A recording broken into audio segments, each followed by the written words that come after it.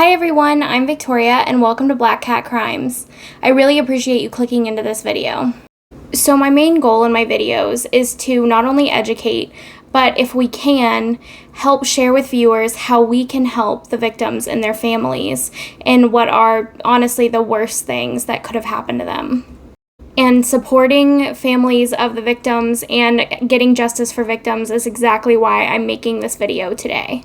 If you're an avid true crime watcher or you've been in the true crime communities, then you've probably heard of the case of the Delphi murders or the Snapchat murders.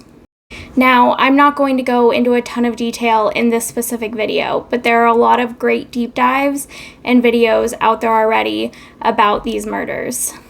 Over 5 years ago, Liberty German, or Libby, and Abigail Williams, who goes by Abby, wanted to spend the day on a popular hiking trail in Delphi, Indiana.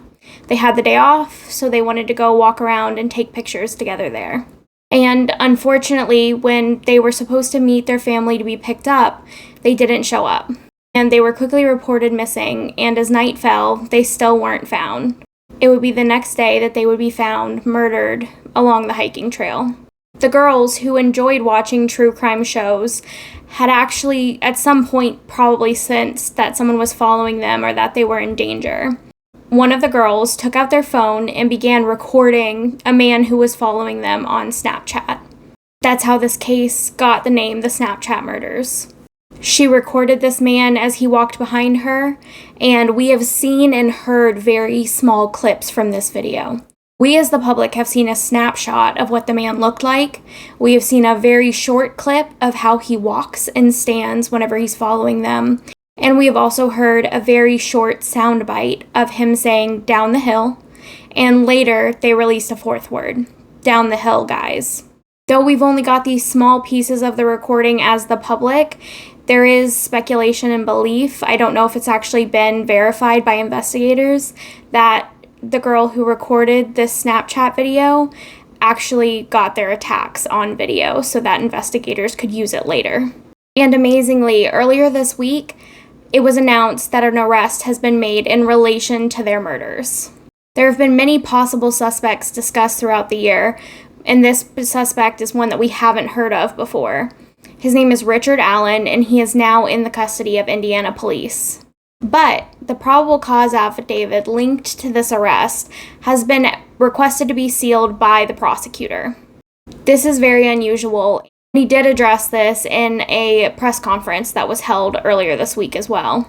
While sealing a probable cause affidavit from the public is unusual, it is also something that is allowed to be done in the state of Indiana. I'm sure there are other states that allow it under certain rules as well.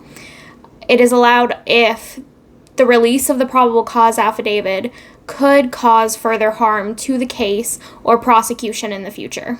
In the quest to get justice and exposure for Abby and Libby, this case has gained national, if not international, notoriety and attention. We all want their killer or killers to be arrested and prosecuted and serve their time in jail. But one thing that we have to recognize as consumers of true crime content, and as for me, as a creator of true crime content, is that all of this attention could negatively impact cases in the future, especially as more information is given to the public. When we talk about these cases, we do get exposure for the families and help them work towards what they need to do to get justice. I mean, families have received donations and pushes for cases to be reopened. Cases have been solved because of public interest, and that is amazing, and we should keep doing that. But this same attention that can do so many good things for families and victims can also harm future court proceedings. It could be really hard for those who are arrested to actually have a fair and unbiased jury sit on their trial if too much information is shared and too much of a public opinion is, formed before they actually go to trial. And according to Carroll County Prosecutor Nicholas McClellan, this case is still actually an open investigation on top of Richard being arrested. So not only is he thinking about this continued investigation that is happening, but he is thinking about the fact that we want whoever is arrested for Libby and Abby's murder to get a fair and unbiased trial. And how horrible would it be if the movement that has formed around wanting to get them justice somehow hurts the court proceedings in the future. At this time, a judge has granted the request that this probable cause affidavit be sealed. That is pending a public hearing that will decide whether or not it should be sealed further. Now, that's exactly where we can try to help. There is currently a petition on change.org that you can sign to hopefully help try to keep these documents sealed.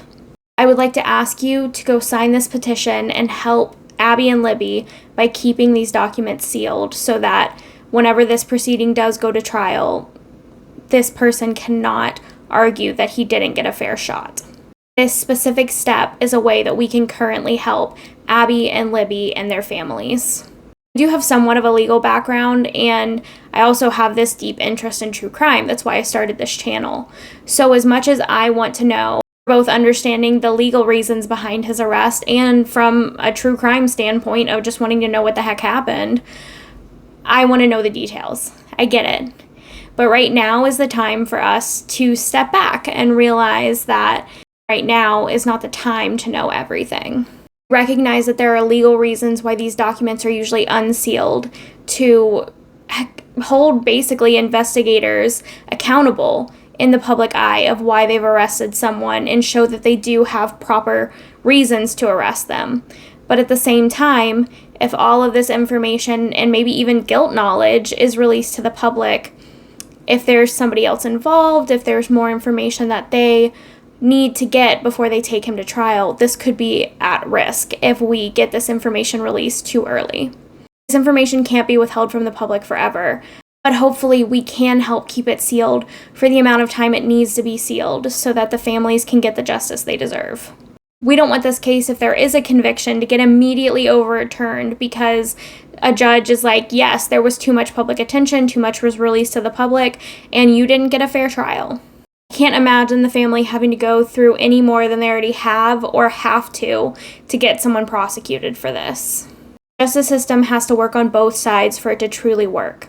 So with all that said, this really is the best way we can support the family right now.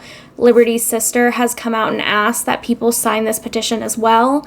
If you want to know more about Abby and Libby, what happened to them, and how investigators have reached this point in the investigation, I've linked a deep dive down below for you to check out. It's by the Crime Weekly podcast with Stephanie Harlow and Derek Levasseur. Honestly, they are awesome, and their podcast is both on podcast platforms and on YouTube, so you can listen or watch it, whichever you prefer. I prefer to watch it on YouTube, so I've linked their YouTube channel down below, but you can find it on Spotify, Apple Music, any of those podcast places. They do amazing deep dives, and I really think that they presented Abby and Libby's case in a very respectful and great way. With all that, thank you so much for watching and for signing the petition below if you do. I hope you have a great rest of your day, night, weekend, whenever you're watching this. Stay safe, and I'll see you in my next video. Bye!